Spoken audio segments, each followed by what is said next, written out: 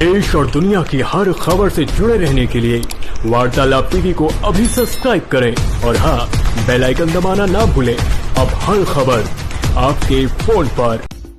बाबा साहब डॉक्टर भीमराव अंबेडकर जी की जयंती विकास भवन में मुख्य विकास अधिकारी राम सिंह वर्मा और कलेक्ट्रेट सभाकक्ष में अपर अधिकारी भानु प्रताप सिंह की अध्यक्षता में संपन्न हुई। अपर जिलाधिकारी ने अपने संबोधन में बताया कि 14 अप्रैल को बाबा साहब डॉक्टर भीमराव अंबेडकर की जयंती मनाई जाती है। इस दिन साल 1891 को मध्य प्रदेश के महू के एक गांव में भीमराव अंबेडकर जी का जन्म हुआ था। बचपन से ही उन्हें आर्थिक और सामाजिक भेदभाव का सामना करना पड़ा। स्कूल में छुआछूत और जात पाती का भेदभाव झेलना पड़ा। विषम परिस्थितियों के बाद भी अंबेडकर ने अपनी पढ़ाई पूरी की। ये उनकी काबिलियत और मेहनत का ही परिणाम है कि अंबेडकर ने 32 डिग्रियां हासिल की, विदेश से डॉक्टरेट की डिग्री तक प्राप्त की। इसके बाद भारत में दलित समाज के उत्थान के लिए काम करना शुरू किया। संविधान सभा के अध्यक्ष बने और आजादी के बाद भारत के संविधान के निर्माण में अभूतपूर्व योगदान दिया।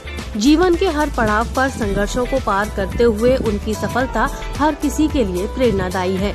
बाबा साहेब की जयंती के मौके पर उनके अनमोल विचारों को जानकर अपने जीवन में उतारना चाहिए।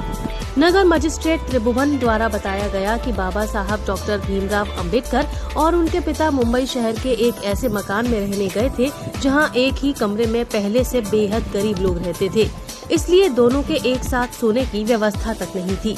जब उनके पिता सो जाया करते थे तो डॉक्टर B.R. अंबेडकर दीपक की हल्की सी रोशनी में पढ़ाई करते थे।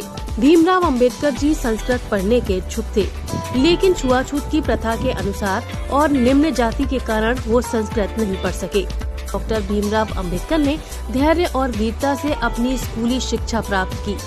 Doctor B.R. अंबेडकर ने इतनी असमानताओं का सामना करने के बाद सामाजिक सुधार का मोर्चा उठाया। अंबेडकर जी ने ऑल इंडिया क्लासेस एसोसिएशन का संगठन किया। सामाजिक सुधार को लेकर अंबेडकर बहुत प्रयत्नशील थे। ब्राह्मणों द्वारा छुआछूत की प्रथा को मानना, मंदिरों में प्रवेश न करने देना, दलितों से भेदभाव और शिक्षकों द्वारा भेदभाव आदि सामाजिक सुधार करने का प्रयत्न किया। 1936 में बाबा साहब जी ने स्वतंत्र मजदूर पार्टी का गठन किया था। 1937 के केंद्रीय विधानसभा चुनाव में उनकी पार्टी को 15 सीट की जीत मिली।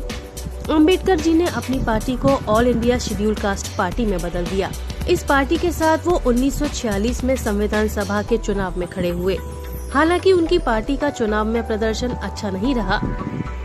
उनका कहना था कि अछूते लोग भी हमारे समाज का एक हिस्सा हैं। बाकी लोगों की तरह वे भी एक आम व्यक्ति ही हैं। भारत रत्न बाबा साहब डॉक्टर भीमराव अंबेडकर को उनकी जयंती पर शत शत नमन।